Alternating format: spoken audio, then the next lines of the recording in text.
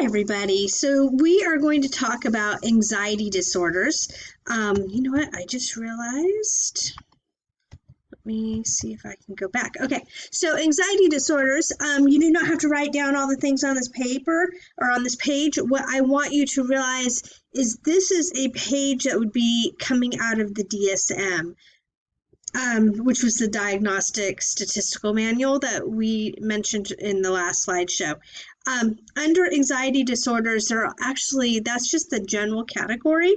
There are a lot of other diagnoses below that. So we're going to talk about general anxiety disorder, panic disorder, phobias, PTSD, which is post-traumatic stress disorder, and OCD, obsessive compulsive. So let's get started. What are anxiety disorders? Basically, these are disorders in which the main symptom is excessive or unrealistic anxiety and fearfulness. Now, why do I have unrealistic underlined? There are a lot of things in our life that we should be afraid of.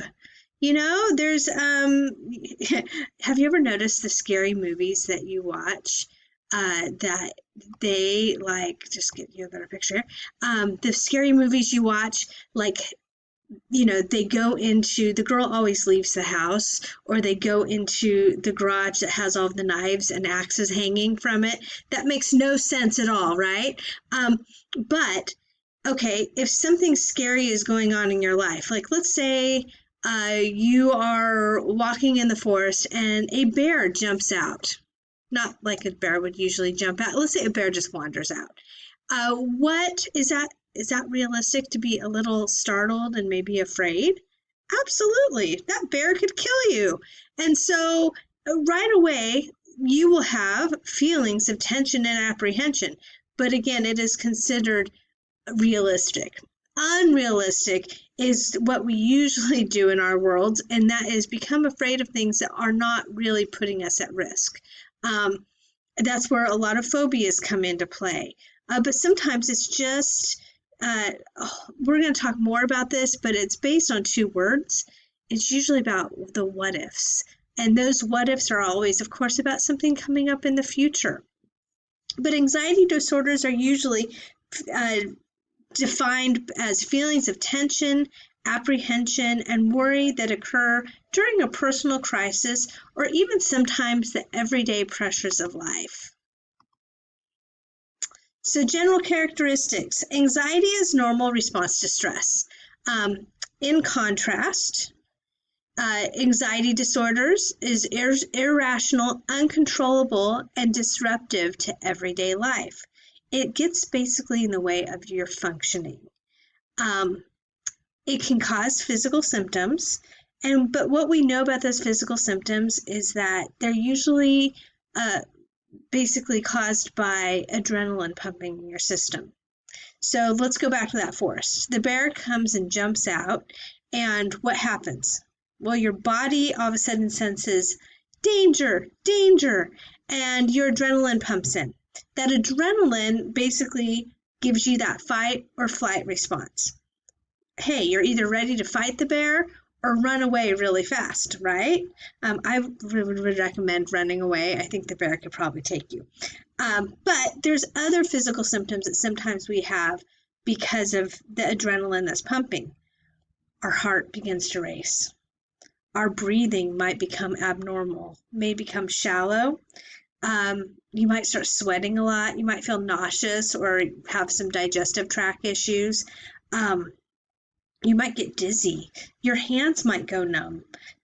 All of these are characteristics that are caused by adrenaline. So there are two types of acute stress disorder is one. It's the exposure to traumatic events. Okay? Acute stress disorder is basically what differentiates this between PTSD is the time frame. Acute stress disorder is only for 2 days to 4 weeks. So a person might experience flashbacks or nightmares following a person's involvement in or observation of an extremely stressful event. Okay, so picture with me for a minute. I don't know if you've been in a car accident or maybe just rear-ended by a car. I was rear-ended once years ago on McHenry. And for a long time, if you've ever been rear-ended in a car accident, what do you do at every stoplight or stop sign? You look in your rear view mirror and you keep on going, please stop, please stop, please stop, because you're a little traumatized. You're a little freaked out, like, okay, something bad is going to happen. And but what happens over time? That kind of fades away and it goes away. It just takes some time to calm those fears down. So that is acute stress disorder, 2 to 4 weeks. Post-traumatic stress disorder is, again, let me try to center this a little bit more. Acute stress is 4 or more weeks of the following symptoms: haunting memories, nightmares, social withdrawal, jumping anxiety, and sleep problems. If you remember correctly, that they made a movie a couple of years ago. Of course, I'm not remembering what it's named right now, but it was about this guy who worked as a sniper for the Army, and he ended up being killed stateside while working with PTSD patients. He was shot. Anyways, he had a great example in the movie about it, that it was any loud noises would like startle him because it made him feel like it was a gunshot. And a lot of times PTSD is just that. It seems like there's just this higher level of anxiety and stress, and that they just get triggered really easily. There was a show on, what is it called? The Punisher on Netflix. And one of the characters, if you watched it, if you didn't, that's fine. But one of the characters in it, he was a soldier, and he actually almost like shot his dad because he was having a nightmare. Dad interrupted him during his sleep, and he grabbed his gun and shot. Missed Dad, but ended up digging a foxhole in his yard and sleeping in his yard. Now, I'm going to tell you right now, that's pretty extreme reaction to PTSD, but PTSD is real, and it happens more often than you would realize. So, resilience to PTSD. Only about 10% of women and 20% of men react to traumatic situations and actually develop PTSD. So that's why not every single soldier has it. Not every time a traumatic situation has it does somebody develop PTSD. In fact, we found Holocaust survivors showed remarkable resilience against traumatic situations. Also, we've learned that all major religions of the world suggest that surviving a trauma leads to the growth of an individual. So let me ask you this. Why do you think that Holocaust survivors didn't really have PTSD? Well, part of the reason is they felt like what they went through during World War II, being in concentration camps, things like that, that was that there was a purpose in that they were actually being asked of God to go through this. And they had a hope in a higher power. And so that's one reason why religions actually believe that trauma is something that will help you grow. Okay, phobic disorders. And I do not know why my screen is just so messed up today. Phobic disorders. Now, some of you might think, oh, I have a phobia. I don't like spiders, or I don't like snakes. Well, phobias are an irrational, persistent fear of an object, situation, or social activity to the point of interfering with the person's functioning in everyday life.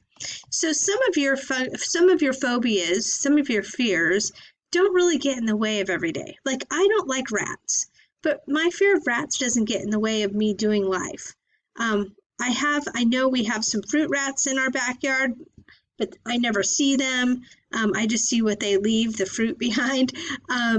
I don't like snakes, but as far as I know, I don't have any snakes in my neighborhood. I live in the city and we just don't really have any that are visible. And then spiders, of course, we have spiders, but that one doesn't actually bother me as much because I can smush a spider. Here are some fun phobias, just to kind of give you an idea of what people are afraid of out there. I'm not going to pronounce all of the terms on the left-hand side of the column because they're kind of difficult, but fear of dust. So if your mom asks you to dust the house, you can tell her, Mom, I have a mathophobia. I can't. And she's going to be like, get over yourself. How about the fear of wind? The fear of being touched by another person. Okay, that could definitely affect a relationship. The fear of books. The fear of breaking a mirror. Ooh, here's one. The fear of work or responsibility. That might be rough. The fear of red objects. By the way, let's go back to fear of work or responsibility. I wonder if they'll give you like disability money for that. Probably not. I wouldn't count on it.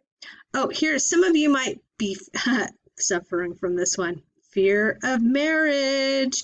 Dun, dun, dun, dun, dun, dun, dun, dun. You break out in a sweat. It's all bad.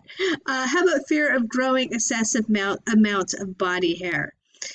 Fear of things being on the left side of your body. The fear of acquiring a phobia. That would be phobia. The fear of the sound of your own voice. And, of course, triskaidekaphobia, the fear of the number 13. Some of the phobias I want you to be aware of and actually have a better understanding of is social phobia. Is the fear of interacting with others, of being in social situations that might lead to a negative evaluation. I've actually seen a lot of clients that have social phobias. They don't like being in groups of people. Going to school is sometimes a very scary thing for them because, again, there's people there and they hate it. Going to the store, there are people there. They hate it. They think that everybody is looking at them and judging them all the time, and it's very difficult for them. Specific phobias we already kind of talked about, but some of the ones that you probably hear about more: claustrophobia, the fear of small contained spaces; arachnophobia, the fear of spiders. This last one is really important for you to understand. Agoraphobia. It will probably be on a quiz or a test that is coming up. It is the irrational fear of open or public places. The fear of being in a place or situation from which escape is difficult or impossible. So a lot of people, when they hear the word agoraphobia, they think that it is the fear of leaving the house. It is not. That anxiety about leaving the house is actually a symptom because it's what's going to happen if they leave the house. By staying in the house, they're not going to get trapped in those situations. They're not going to be trapped in an open place where they can't escape from. And so just beware. Agoraphobia is not the fear of leaving your house. That is not it. Again, it is this other definition. It's the irrational fear of open or public places or being in a situation that is difficult to escape from or almost impossible. Okay, we're moving on to panic disorders. So, if you have ever had an anxiety attack, again, that is where that fight or flight response kind of kicks in. Panic attacks is really a panic attack occurs frequently enough to cause the person difficulty in adjusting to daily life. So they're having ongoing panic attacks. It is not just once in a great while, but it's almost like this cycle where they're shooting themselves in the foot because they are afraid of being afraid. This can also cause a secondary disorder. Oops. Secondary disorder of, I'm so going the wrong way right now. Okay. It can have agoraphobia, because again, if I leave the house, I'm going to get into a situation that I can't escape from, because I might have that panic attack. If you go online, there's on YouTube, there's actually a really interesting video. There are some news reporters out there who have actually had panic attacks while on the air. The most famous one that I saw was, I don't remember his name, but he is on ABC, and so he does, I think, the weekend, like Good Morning America. Well, about 10 years ago, he was really young. He was like, well, probably even more than 10 years, but he was about 28 years old when he got a job for ABC, and he was put into one of his assignments. He had been like sent all over the world, but one of his assignments was uh, doing the morning news for Good Morning America. Like, he would do the headlines and talk about those. You can see him in this video if you look it up. He actually is starting to have a panic attack, and he's struggling breathing, and instead he just like cuts it off and says, "Back to you," and he even uses the wrong names of who is there. Later on, he goes to his doctor and he finds out, well, one of the reasons was he was self-medicating. He was using cocaine and I forget some other drug.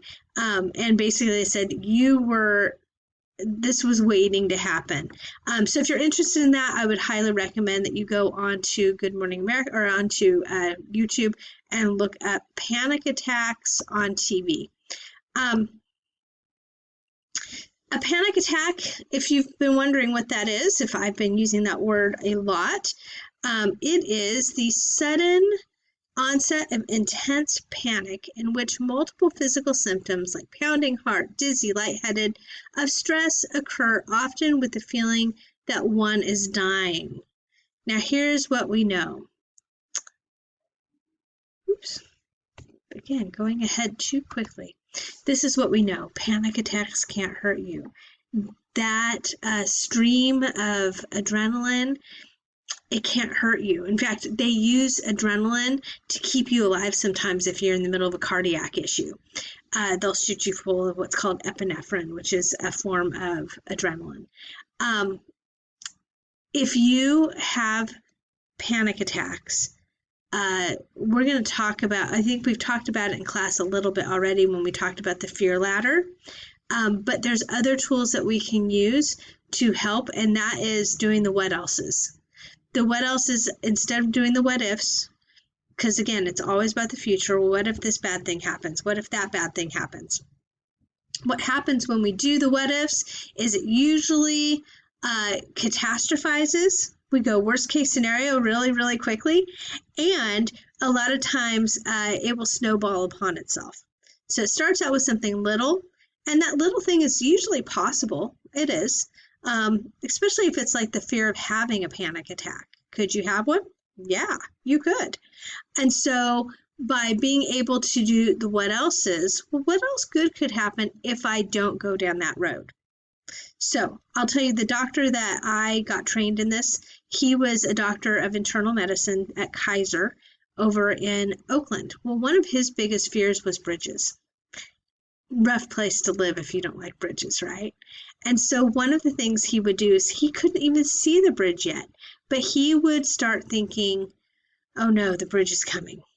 What if I get to the bridge and I have a panic attack and I cause an accident and somebody dies, and then my job's going to find out I have this problem and they're going to fire me and nobody's going to want to hire me, and then my wife's not going to want to be married to an unhireable doctor and she's going to leave me.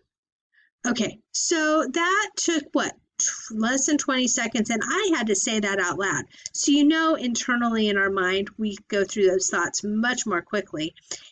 He went from, what if I have a panic attack, to killing somebody, losing his job, and getting a divorce really quickly. He catastrophized. So here's how the what else works. What else good could happen if I don't have a panic attack? Well, I'll get across the bridge. I'll go over to the city. Maybe I'll go and have lunch at my favorite place. What am I in the mood for? Have you heard about the like gourmet mac and cheese restaurant over there? I've been really curious about it. So you just start, do you see how I went down a different path? And the farther you can go down that path, the more helpful it is, because here's something we know about adrenaline. It is the fastest working chemical that your body produces. Literally, if somebody jumped out from behind this curtain right now and yelled, "Boo!" guess what? My heart would start racing. My adrenaline would start pumping instantly. I'd be ready to take that person down or get out of Dodge. And so that happens so quickly. We also know it leaves your body really quickly. So right now, if I gave you some Tylenol, which I won't ever give you Tylenol because I'm not a nurse or a doctor and I'm not allowed to prescribe medicine. But if you took Tylenol right now, how long would it take that Tylenol to leave your body? Well, if you read the jar says it's going to take 4 to 6 hours before you're allowed to take any more. So it takes about that long for it at least to get to a safe place in your body. Adrenaline, if you can turn off that adrenaline faucet, it takes literally 10 minutes for it to leave your body. Isn't that amazing? Now, in that 10 minutes, you feel like you're going to die, but if you can focus on something else, it really will help. Okay, let's move on to OCD, obsessive compulsive disorder. Some of you might think you have that. You feel like, you feel like you need to wash your hands all the time. Or maybe it's just you don't like things out of order. You like things in a certain order. Again, some of that is pretty normal. We do like organization. We like control over things. What is not normal is when it gets in the way of your everyday functioning. So disorders which are intruding, they're recurring thoughts or obsessions. So again, the what ifs that create anxiety that can only be relieved by performing a repetitive ritualistic behavior or action. So those are what is called the compulsion.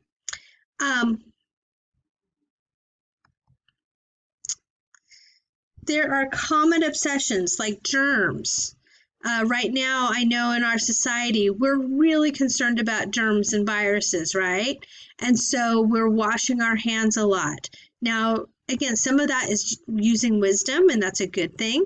But some of it, for some people, it gets incredibly obsessive. Like they're washing their hands every 5 minutes. A worry about injury to self or others. I will tell you, I knew a girl who her obsession was germs, and it was to the point where she would not allow her family to cook anything for her because they may cross-contaminate something and they would not be careful about the germs. So that is just that can be a common obsession. Common compulsions would be hand washing, maybe checking locks, things like that. Here's some common examples of OCD. So a common obsession might be contamination, fear of germs or dirt, etc. So the compulsion would be washing. Imagining having harmed self or others, you might repeat things over and over again. Imagining losing control of aggressive urges, always checking. Intrusive sexual thoughts or urges. Touching. Excessive religious or moral doubts. Counting. Forbidden thoughts. Ordering and rearranging. So yeah, these are just some examples of OCD. Later on in your slideshow, or I'm sorry, in your module, because I can't do it online, I'm finding, with these lectures, is go ahead and watch the video on OCD that I've posted. You'll find it's pretty interesting. So it will be in this module or on this page, but it's really fascinating. And so I highly recommend that you watch it. Okay, That's it actually. For we're not going to go on to somatoform. That will be uh, a different slideshow. So this is anxiety. I hope that you've gotten something out of it, and you'll have to go on to the next slideshow to learn about the next diagnosis.